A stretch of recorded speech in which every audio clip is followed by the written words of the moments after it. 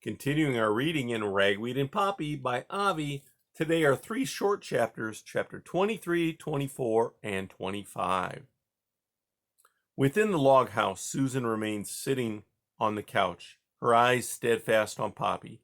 The have-a-heart trap, with Poppy inside, was on the low table.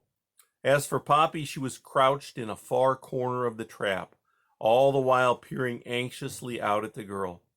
"This is bad," she told herself. "Worse than before.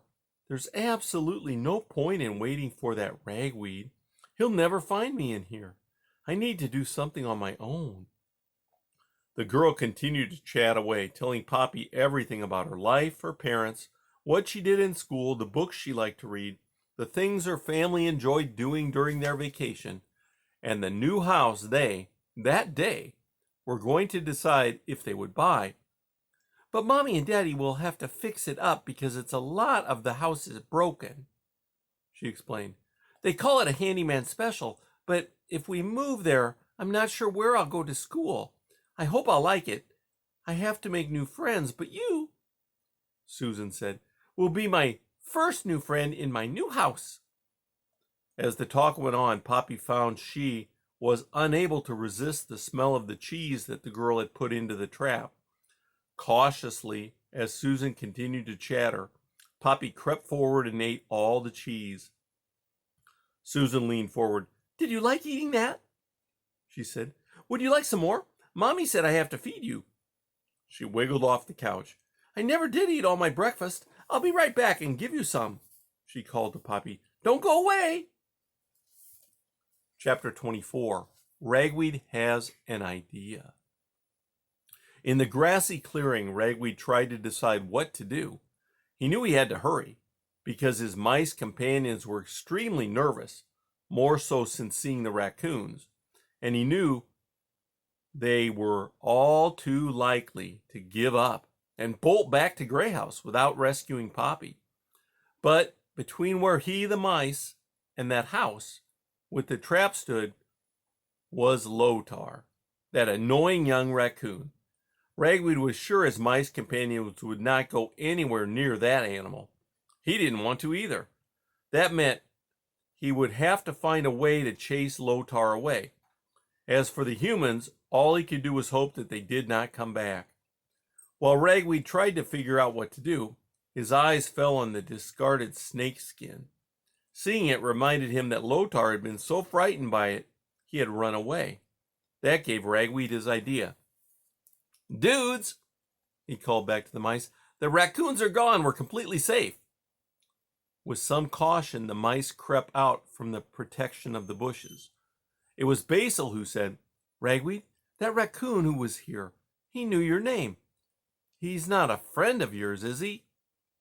"Nothing but a nuisance," replied Ragweed. "Besides, I figured out a way to make sure we'll never see him again." He went up to the snakeskin and gave it a poke. It was light as a leaf. "Dudes," he called to the mice, "come on over here." The mice approached timidly. Seeing the skin, Candytuft halted and gasped, "What is that thing?" "I used to be a snake," Ragweed assured her while giving the skin another jab. "It's nothing alive, a cast-off skin, but I have an idea how we can use it." "How?" asked Rocket, who was staring at the thin skin with a mix of fright and fascination. "Okay," began Ragweed. "That young raccoon is between us and Poppy, right? The thing is, you saw it, he's afraid of snakes, totally. Here's the deal. We'll all get under this empty skin and walk along pretending to be a live snake. I promise if that silly animal sees us, he'll run away." "How are we going to do that?" asked Lori. As she asked, she exchanged doubtful glances with the other mice, her own whiskers quivering. It's a tube." Ragweed bent over, gingerly picked up the tube of snakeskin, and with his sharp front teeth sliced the skin open from one end to the other. "Okay," he said, spitting out a bit of snakeskin. "Come on, Basil. Your help, please. We need to do this. Everyone line up alongside underneath the skin. I'll stay up front so I can, lead the way. Basil, stay to the rear and keep everyone moving." With a great deal of caution, the mice stood in a line alongside the snakeskin. "Now," Ragweed said, "I'll give a count of 3. At 3, hoist the skin up and bring it over your heads. And then, when I give the word, lower it." "How will we move?" asked Daisy. "Hold the skin up with your forepaws and keep your rear feet on the ground," asked Ragweed. "Since it'll be up front, you can all follow me. I'll be leading. Get it? We'll look like a snake, but we won't be. Make sure you keep yourselves inside the skin so the raccoons don't see you. Well, we'll be heading toward Poppy. You cool with this? Okay, grab hold of the skin. Ready? 1, 2, 3, lift!" As one, the mice, with only a few puffs and grunts, lifted the split skin. "Now hoist it over your heads," Ragweed cried. The mice did as told. "Cool," called Ragweed. "Now lower it slowly." The mice did that too. Ragweed, who had stayed free to watch what had happened, was pleased. The long snake skin was off the ground. The mice were halfway inside the skin, though their feet could be seen. It looked like a centipede. Satisfied, Ragweed dived under the skin's front part and held it high enough with his front paws so he could see where to go. "Totally cool," he called back. "Okay, dudes, ready to move? Poppy, here we come. Mice, march! 1, 2, 3, hit it!" And with that, Ragweed began to move. The other mice followed him. It was as if a snake was traveling forward. "Now," thought Ragweed as he peered ahead, "I'll bet I don't have to worry about that silly raccoon." Chapter 25. What Lotar Did. When Lotar fled from the snakeskin, he had hurried away from the clearing. As he went, he constantly glanced over his shoulder, wanting to make sure he was not being followed.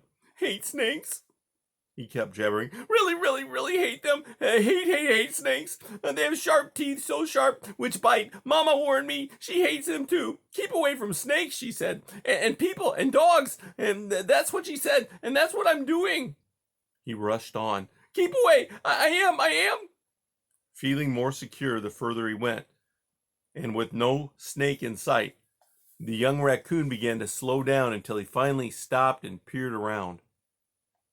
"Good," he said. "No snakes. I got away. I'm a good runner, I am." Tired, Lotar sat down and gazed around at the surrounding meadow, only to realize that he recognized none of it.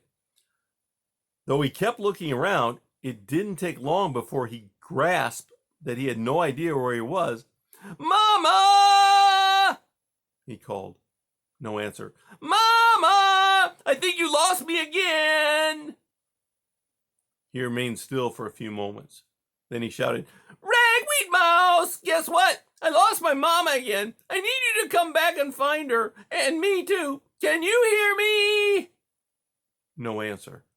Lotar considered going back to where he had been, the clearing, but there, he knew, was where that snake had been, and he wanted to be as far away from that terrible creature as he could. After waiting some more, the young raccoon got up and moved in the direction he had been going, ambling slowly through the meadow, bushes, and grasses.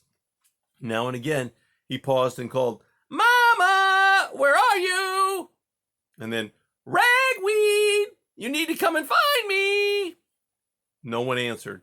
All Lotar could see was tall grass, shrub berries, plus here and there some flowers. "Where am I?" he kept asking himself. "I wish someone would find me." He had moved on a little further when he was surprised to see an open space in the meadow ahead. Cheered, he went forward a few more paces, then stopped and peeped out from behind some bushes. What he saw was a huge pile of logs, one stacked upon another. At one end of the pile was a tall, rectangular hole. It was the log house. To Lotar, who had never seen anything like it before, it appeared to be some kind of cave, but unlike his rock home, one made of wood. "Does anyone," he wondered, "live inside it?"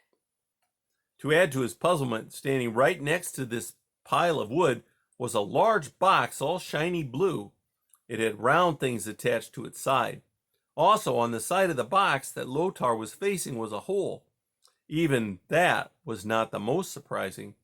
Two creatures, the likes of which Lotar had never seen before, were putting some things into the back of this shiny blue box. Then Lotar remembered what Ragweed had told him about people. He gasped. They look like those people with fur on their heads, which Mama said to keep away from. From the edge of the meadow, the young raccoon stared at the humans with fascination. He was now sure he understood what they were, but never having seen any before, he wondered what they did. What were they putting into the big blue box? A basket and some smaller things. Lotar's biggest concern, however, was, could these people hurt him? The young raccoon decided it would be safer to study these people creatures for a while and see what they did. Sitting back, he waited and looked on. And that's the end of chapter 25. End of chapter 25.